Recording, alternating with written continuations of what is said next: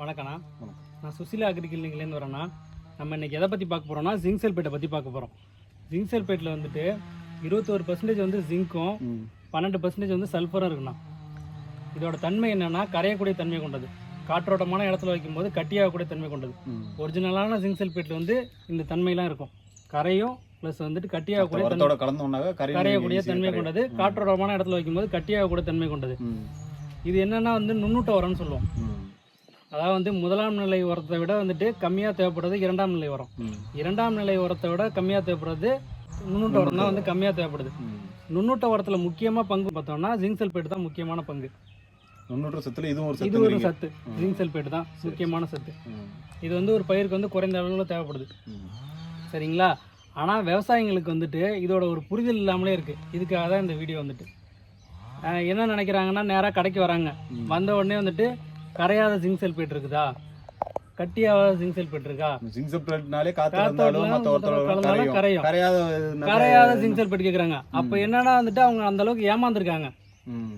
ஒரு 70 ரூபா அந்த ஜிங்க் சல்பேட்டு, இந்த உரத்தை வந்துட்டு கம்மியான விலையில் உள்ள உரத்தை ஒரு 10 ரூபா உரத்தை வந்துட்டு 70 ரூபாய்க்கு வாங்கக்கூடிய விவசாயம் இப்போ இருந்துகிட்டு தான் இருக்காங்க. ஏன்னா இந்த மாதிரி கரையாத ஜிங்க் சல்பேட்னா எங்கே இருக்குது? இதோட இப்போ 2 கம்பெனியோட ஜிங்க் சல்பேட் கொண்டு வந்திருக்கோம். பாருங்க, இது கிரிப்கோ கம்பெனி, இது வந்து ஸ்பிக் கம்பெனி. இது ரெண்டும் எப்படி இருக்குன்றத பார்த்து தெரிஞ்சுப்போம்.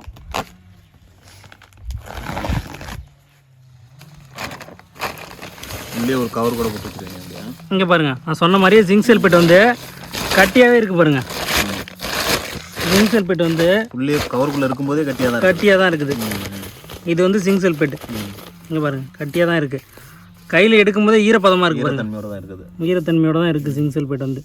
இத்தனைக்கு உள்ளே ஒரு பிளாஸ்டிக் வச்சிருக்காங்க, அந்த காற்றோட்டம் போகக்கூடாதுன்றதுக்காக தான் அந்த மாதிரி பேக்கிங் வச்சுருக்காங்க. இது வந்து ஸ்பிக் கம்பெனி. ஸ்பிக் கம்பெனியோட எப்படி இருக்குன்னு பார்த்துப்போம்.